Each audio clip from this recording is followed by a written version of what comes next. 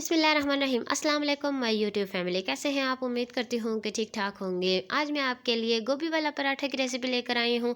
अगर आप भी इस रेसिपी को ट्राई करना चाहते हैं तो इसके लिए मेरी वीडियो को एंड तक ज़रूर देखिएगा। तो वीडियो को स्टार्ट करते हैं। सबसे पहले यहाँ पर मैंने ले ली है आलू गोभी का सालन, जो हमने रात को बनाया था।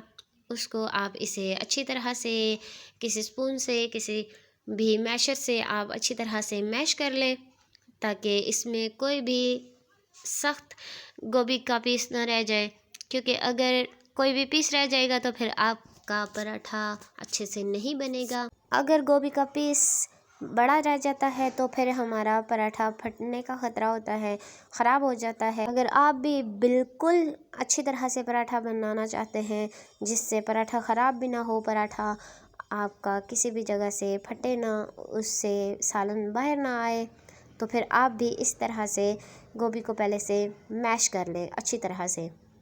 और कोशिश करें कि आप जो गोभी वाला पराठा बनाते हैं, जो आप गोभी लेते हैं या आलू गोभी लेते हैं, तो उस सालन को आपने ठंडा ही लेना है। अगर गर्म लेंगे तो जब आप उसे आटे के साथ जोड़ेंगे, उस पे रखेंगे आटे पे, तो फिर गर्म सालन पराठे को बहुत ज़्यादा नरम कर देगा, आटे को जो है ना ख़राब कर देगा, फटना शुरू हो जाएगा और फिर आपकी गोभी जो है पराठे से बाहर आना शुरू हो जाएगी। आप पराठा उठाएंगे, पराठा बेलेंगे तो फिर वो ख़राब हो जाएगा, उसकी कोई शेप भी नहीं बनेगी और टेस्ट भी उस तरह का नहीं आएगा। यही छोटे छोटे स्टेप होते हैं जो हमारी चीज़ों को बहुत ही ज़्यादा लजीज बनाते हैं। और अगर हम फर्स्ट टाइम भी कोई ट्राई कर रहे हो रेसिपी, तो अगर छोटे छोटे स्टेप को ध्यान में रख के करें तो फिर हमारी फ़र्स्ट टाइम बनी हुई रेसिपी भी ख़राब नहीं होगी और बहुत अच्छी बनेगी। तो यहाँ पे अच्छी तरह से गोभी और आलू के सालन को मैंने मैश कर लिया है। और अब मैंने यहाँ पे खुश्क आटा ले लिया है और यहाँ पे मैंने गूंथा हुआ आटा लिया है। इसका हमने छोटा सा ही पेड़ा बनाना है, बहुत बड़ा नहीं बनाना, क्योंकि हमने इसके अंदर गोभी को डालना है। तो इस तरह की हमने पेड़ा बनाते वक्त भी ध्यान रखना है कि अगर आपका पेड़ा अच्छा बनेगा तो आपकी रोटी अच्छे से बेलने होगी, और रोटी अच्छे से बेलने होगी तो फिर गोभी डालते वक्त रोटी फटेगी नहीं, सुराख नहीं होंगे। तो इस तरह से खुश्क आटा आपने बेलन पे रख लेना है और आप इसे बेलते जाएं। आपने एक बात का ध्यान रखना है कि आपने रोटी इक्वली बेलनी है। ये नहीं कि एक जगह से मोटी हो और एक जगह से पतली हो, नहीं, आपने स्टेप बाय स्टेप आराम आराम से बहुत ही नरम हाथों से इस रोटी को बेलना है और बराबर ही बेलना है। बहुत पतला भी नहीं करना और बहुत ज़्यादा मोटा भी नहीं रखना। तो आप देख सकते हैं कि मैं किस तरह, अगर थोड़ा सा कोई फ़र्क रह जाए तो जिस तरह मैं यहाँ पे अपने हाथों की मदद से कर रही हूँ, इस तरह से आपने अपने हाथों की मदद से इसे थोड़ा सा और बेल लेना है। और फिर बेलने के बाद आप इसे किसी भी प्लेट में ट्रांसफ़र करके साइड पे रख लें। और दूसरी रोटी भी इसी तरह से छोटी सी हमने बेलनी है। तो इसी तरह से उसको भी बेलें, खुश्क आटा लगाएं, पेड़ा लें और अच्छी तरह से बेल के नेक्स्ट प्रोसेस करें।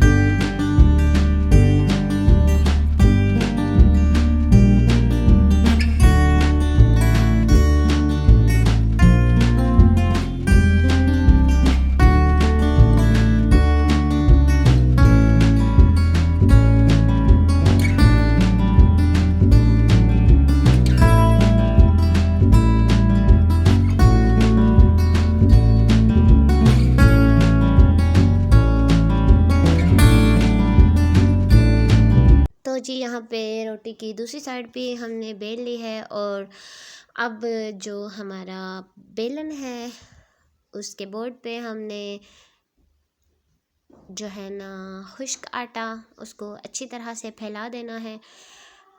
इस तरह से आपने आटा फैलाना है जिस तरह से मैं फैला रही हूँ। एकदम आपने दरमियान में नहीं रखना, क्योंकि अगर आप दरमियान में ही रखेंगे तो साइड से आपकी रोटी चिपक सकती है।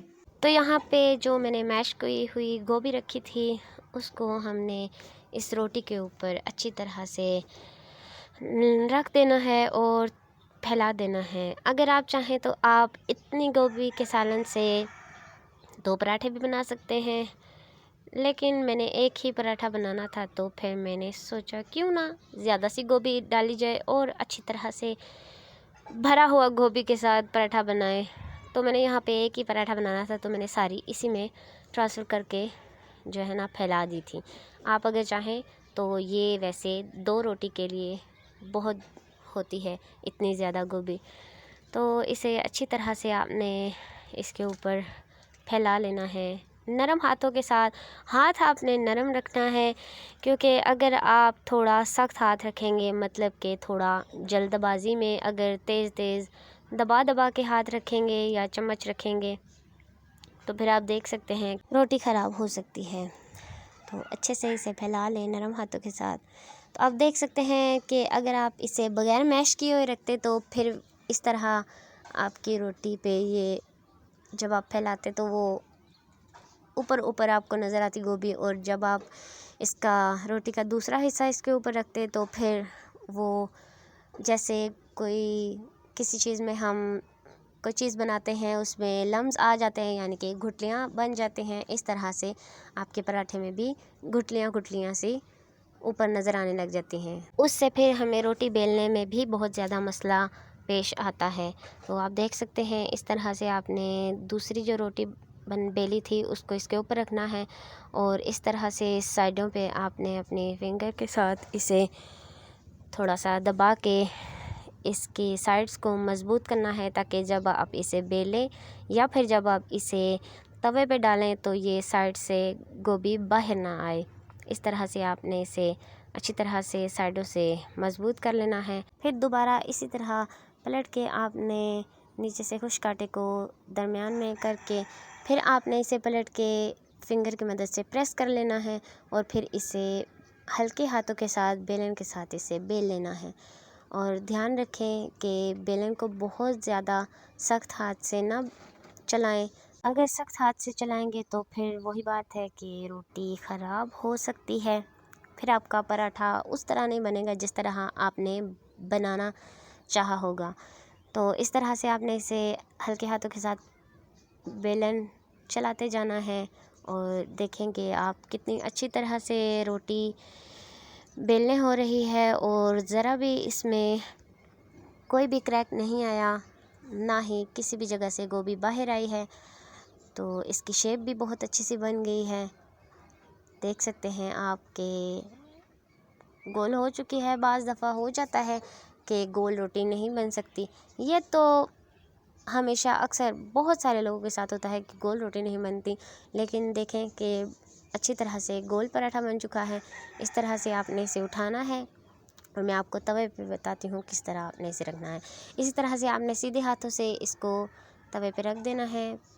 पहले आपने तवे को अच्छी तरह से गर्म कर लेना है, फिर आपने उसकी आंच स्लो कर देनी है ताकि आपका हाथ भी ना जले। तो अपने आप को भी सेफ़ रखें, और जो आप बनाते हैं उसमें फिर अच्छा जायका आएगा। तो देख सकते हैं अगर किसी भी तरह थोड़ी सी साइड से आपकी रोटी टेढ़ी वेढ़ी हो जाती है तो आप अपने हाथों की मदद से फ़ौरन ही रोटी डाल के उसे प्रेस करके उसे अच्छी शेप दे सकते हैं। तो जब आप इसे डाल चुके हैं फिर आप आंच को मीडियम पे रख लें।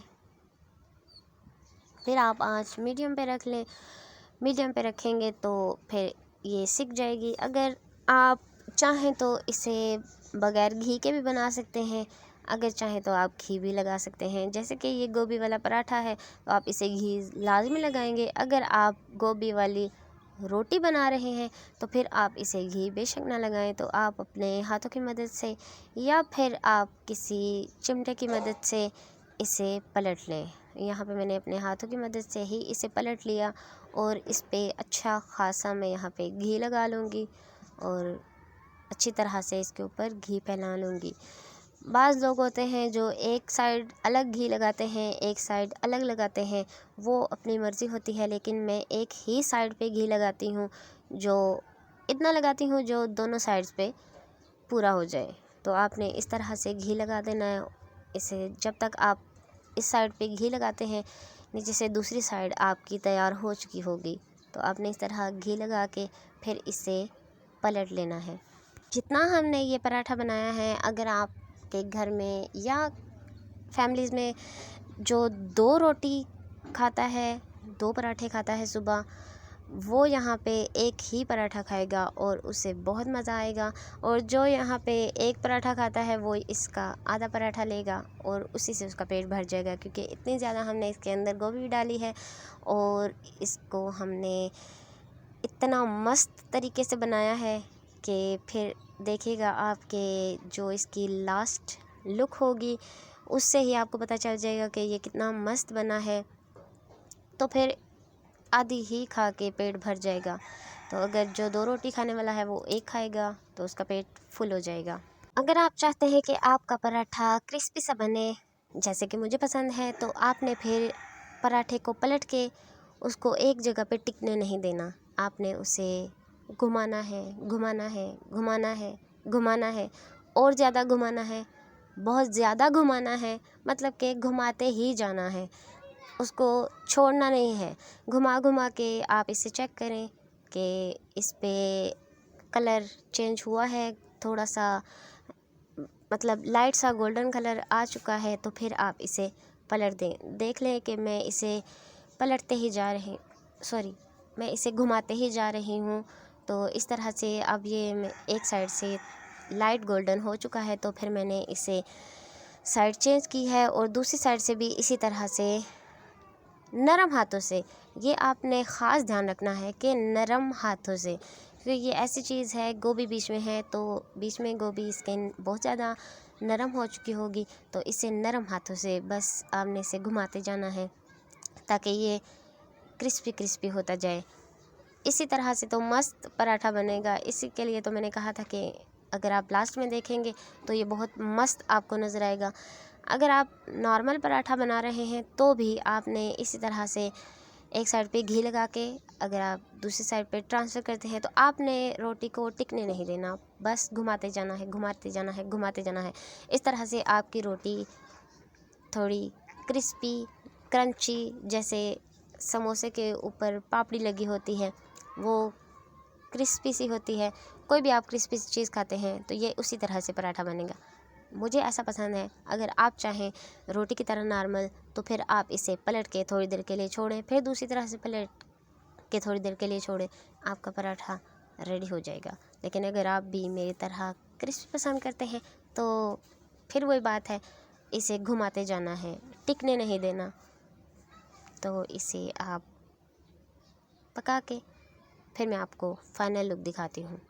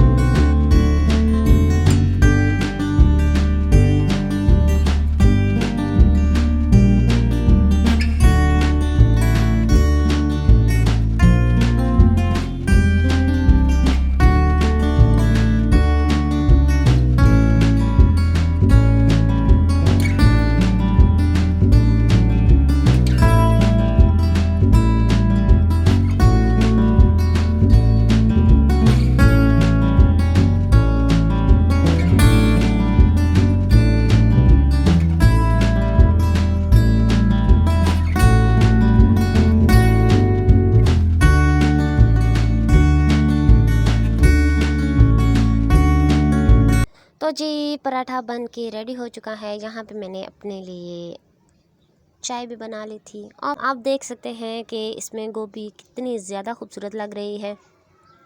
ज़्यादा गोभी डाली थी तो ज़्यादा ही नज़र आएगी। आप कम भी कर सकते हैं अगर ज़्यादा नहीं पसंद। तो देख सकते हैं कितनी खूबसूरत लुक आ रही है। आप देख सकते हैं इसके अंदर से हल्का हल्का सा धुआं भी आ रहा है। तो बहुत मज़े का बना था। यहाँ पे मैंने अपने लिए ऑफ कैमरा चाय बनाई थी। चाय की वीडियो नहीं बनाई, कभी आपको चाय की वीडियो भी बना के दिखाऊंगी कि मुझे किस तरह की चाय पसंद है। हर किसी की अपनी अपनी पसंद होती है। मुझे तेज़ पत्ती वाली चाय नहीं पसंद, किसी को तेज़ पत्ती वाली पसंद होती है, किसी को तेज़ चीनी वाली पसंद होती है, ज़्यादा मीठी। मुझे ज़्यादा मीठी पसंद है लेकिन मुझे तेज़ पत्ती बिल्कुल पसंद नहीं है। तो यहाँ पे मैंने ट्राई किया ताकि मैं आपको बता सकूँ कि ये पराठा कैसा बना है। और ये बात सच थी कि ये पराठा बहुत ही ज़्यादा मज़े का बना था। आप भी ज़रूर ट्राई करें और मुझे ज़रूर बताएं कि आपको ये रेसिपी कैसी लगी है। इसी तरह ब्यूटी के रिलेटेड, कुकिंग के रिलेटेड बहुत सारे वीडियोस आपके लिए लेकर आती रहूँगी। उम्मीद करती हूँ आपको मेरी आज की वीडियो पसंद आई होगी। पसंद आई हो अगर मेरे चैनल पर नए हैं तो मेरे चैनल को सब्सक्राइब करें, वीडियो को लाइक करें, अपने प्यारों के साथ शेयर करें और बेल आइकन का बटन लाजमी दबाएँ ताकि मेरी हर आने वाली वीडियो की नोटिफिकेशन आपको सबसे पहले मिले। मिलती हूँ एक नेक्स्ट वीडियो में। दुआओं में याद रखिएगा। तब तक के लिए अल्लाह हाफिज़।